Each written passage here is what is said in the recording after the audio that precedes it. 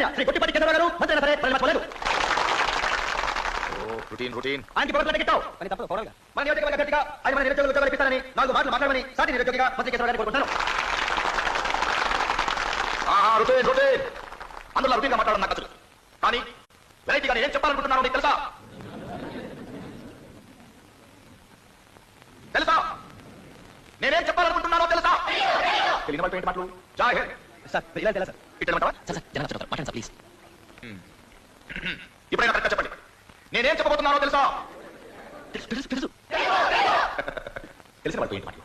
జై తెలుసా మధ్యలో తెలుసా సార్ నిన్న చెప్తాను తెలిసిన వాళ్ళతో మంత్రి గారు మిమ్మల్ని టెస్టింగ్ చేస్తారు బుర్ర పాటు చేయకుండా కాస్త ఆలోచించి చెప్పండి ఏంటి మాట్లాడండి సార్.